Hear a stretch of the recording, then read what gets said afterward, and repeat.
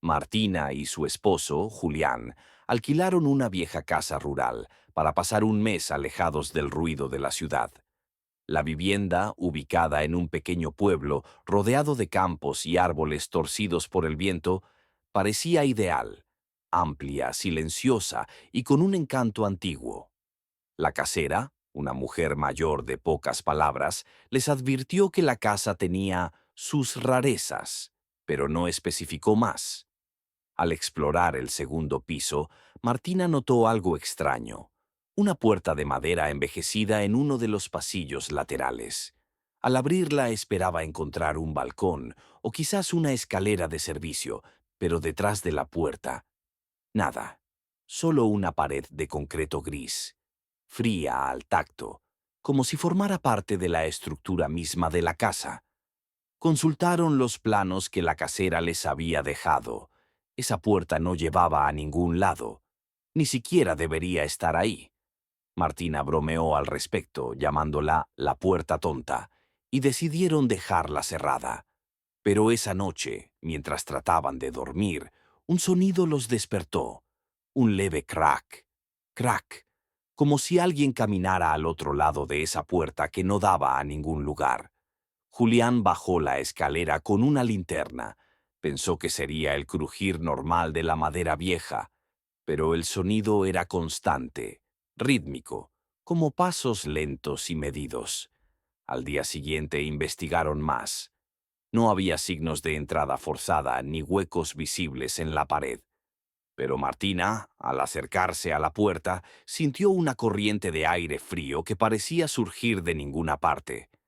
«Es solo una corriente mal sellada», dijo Julián, intentando restarle importancia. Pero esa noche, los pasos volvieron, más nítidos, más cerca, como si la puerta que no llevaba a ningún lado, en realidad ocultara algo que sí sabía llegar hasta ellos. El tercer día, Julián ya no podía con la incomodidad. Durante la noche anterior, los pasos habían sido tan intensos que hasta el perro, que solía dormir plácidamente, se escondió debajo de la cama, gimiendo en silencio. Decidido, Julián subió con una palanca y abrió la puerta.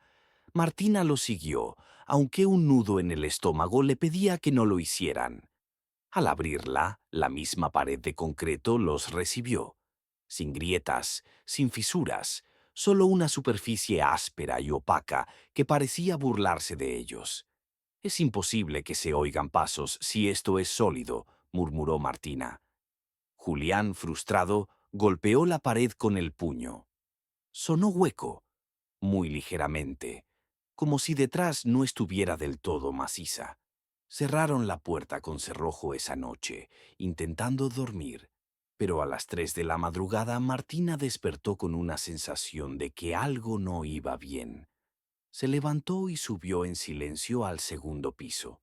La puerta estaba cerrada, sí, pero del otro lado algo rascaba, un sonido agudo, intermitente, que helaba la sangre. Ras, ras, ras. Por la mañana, al abrir la puerta nuevamente, casi se desmaya. En la pared había marcas, como si alguien, o algo, con uñas largas hubiera arañado desde el otro lado del concreto. No una, sino muchas, desordenadas, frenéticas. En el centro de las marcas, pegada a la pared, había una hoja de papel doblada. Julián la desdobló con manos temblorosas. Estaba escrita a mano, con letra pequeña y apretada. «No cierres, tengo frío». Martina sintió un escalofrío recorrerle la espalda. ¿Quién había escrito eso? ¿Cómo había llegado hasta ahí si la puerta no llevaba a ningún lado? Intentaron razonar, buscar una explicación lógica. Tal vez era una broma de la casera o de algún vecino curioso, pero algo en la caligrafía les decía que no era una nota escrita con humor. Esa noche durmieron con la puerta abierta, y el silencio fue peor. Martina y Julián no aguantaron mucho más. 2 días después de encontrar la nota, hicieron las maletas y abandonaron la casa antes de que terminara el contrato. Algo en ellos había cambiado. Ya no discutían, no compartían bromas. El silencio entre ellos se sentía tan denso como el que reinaba en esa escalera maldita. La casera no hizo preguntas. Solo les devolvió la fianza sin protestar, como si supiera que no durarían. Una semana más tarde, Julián recibió un correo electrónico. Era del dueño de la casa, un hombre que vivía en el extranjero y la rentaba a través de un intermediario. El mensaje era breve. ¿Están bien? La señora que limpia escuchó ruidos anoche. Cree que alguien ha entrado. Adjunto venía un archivo, una foto tomada con el celular desde la entrada del segundo piso. La misma puerta estaba entreabierta. Martina, que miraba el mensaje por encima del hombro de Julián, dio un paso atrás. Él abrió la imagen. La luz era tenue, pero se alcanzaba a ver el pasillo y el piso de madera. Allí, justo frente a la puerta, había un rastro de pisadas. Pequeñas, descalzas y mojadas. No terminaba ahí. Al ampliar la imagen notaron que algo colgaba desde el marco de la puerta. Una hoja de papel, como la vez anterior. Aunque no podían leer con claridad, el texto parecía escrito a mano, torcido y con tinta corrida. El dueño mandó otra foto, más cercana. El mensaje era breve. Ya me mudé abajo. Martina sintió que el suelo se le iba. Esa noche no pudieron dormir. ¿Cómo podía alguien o algo haber bajado si la puerta daba a una pared? ¿Cómo podía haber dejado esas huellas si nadie estaba allí? Las siguientes semanas evitaron hablar del tema, pero en las noches, a veces, desde el pasillo oscuro del apartamento en el que ahora vivían, Martina creía oírlo, el crujido leve de pasos. No siempre, solo cuando estaba sola. Y a veces, el sonido parecía venir de detrás de una puerta que, según el plano, no debería estar allí. El día del cumpleaños de Nico llegó con pocas sorpresas. Sus padres, como siempre, le regalaron ropa. Nada emocionante. Pero justo cuando pensaba que la tarde terminaría sin nada especial, sonó el timbre. Era el cartero, con un paquete sin remitente claro. Solo decía, para Nico, de parte de tu tío Mauro. Nico parpadeó. Mauro. Ese nombre lo había oído antes, pero apenas lo recordaba. Según su madre, era un hermano lejano de su padre, que se había distanciado de la familia hacía años, justo cuando Nico era un bebé. Dentro de la caja había un oso de peluche marrón, de apariencia anticuada, con ojos de botón negro y una bufanda azul. Pero lo que llamó la atención de inmediato fue un botón en su barriga. Al presionarlo, el oso hablaba con voz robótica. «Hola, soy tu nuevo amigo. Juguemos juntos». Nico sonrió. Aunque ya no era un niño pequeño, el gesto le pareció curioso y algo nostálgico. Lo dejó en su estantería esa noche, justo frente a su cama. Pero a las 3 de la madrugada, Nico despertó sobresaltado.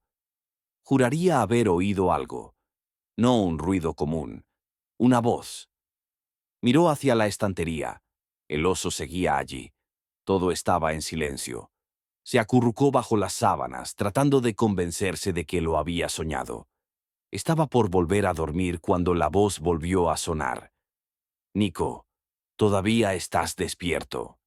Era la misma voz robótica del juguete, pero esta vez más suave, casi un susurro. Y no venía del botón. El oso no se había movido, ni brillaba su luz de activación. Nico se quedó inmóvil. Su respiración se volvió pesada y sus manos temblaban. Tal vez está programado para decir más frases, pensó. Una grabación escondida. Pero algo no encajaba. Esa frase no sonaba pregrabada. Sonaba consciente. A la mañana siguiente presionó el botón varias veces. Las frases eran siempre las mismas. «Hola, soy tu nuevo amigo. Qué bueno verte. ¿Jugamos?» Ninguna coincidía con lo que oyó por la noche. Le contó a sus padres. Se rieron, lo atribuyeron a un mal sueño. Pero Nico sabía lo que había escuchado. Y esa noche, al acostarse, colocó su celular grabando video frente a la cama, solo para estar seguro. A la mañana siguiente, Nico despertó con ansiedad. Lo primero que hizo fue revisar el video. La grabación duró casi 6 horas y al principio no mostraba nada fuera de lo normal. Él durmiendo, el suave resplandor de la lámpara nocturna, el silencio del cuarto. Pero a las 3:07 de la mañana, el ambiente cambió. Un sonido leve, apenas perceptible, irrumpió. Pasos, pasos suaves, casi deslizándose por el suelo de madera. Y luego, una voz, no la del botón, una voz baja, como de alguien hablando muy cerca del micrófono. Ahora sí te encontré. El corazón de Nico se aceleró. Adelantó el video hasta esa parte. Y allí estaba. En la penumbra, el oso ya no estaba en la estantería. Estaba en el suelo, justo frente a la cama, mirando fijamente a la cámara, como si supiera que lo estaban observando. Nico gritó. Sus padres subieron corriendo, asustados. Les mostró el video. Lo vieron, pero no escucharon nada. El sonido no se reproducía. Intentó desde otro dispositivo. Nada. Solo él parecía poder oír la voz. Sus padres insistieron en que lo había editado o que se trataba de una broma del tío Mauro. Pero Nico sabía que algo estaba mal. Esa voz. Lo conocía. Lo buscaba. Esa noche sus padres revisaron el oso. Le quitaron las pilas. Lo abrieron cuidadosamente. No encontraron nada anormal.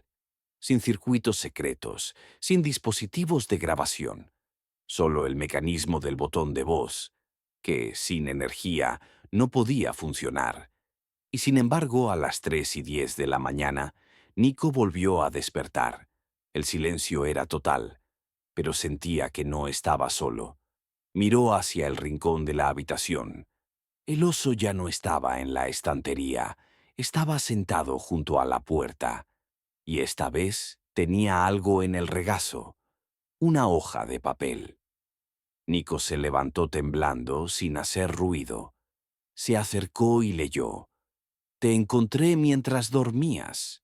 Ahora tú búscame. Nico no durmió esa noche.